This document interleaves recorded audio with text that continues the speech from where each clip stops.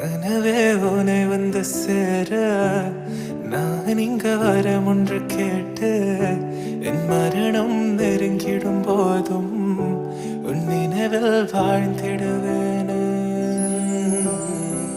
தீராத துயரத்தில் நானும் காற்றோடேன் கலந்தாய் நீயும் நீங்காத நினைவொளியான அன்பே அன்பே.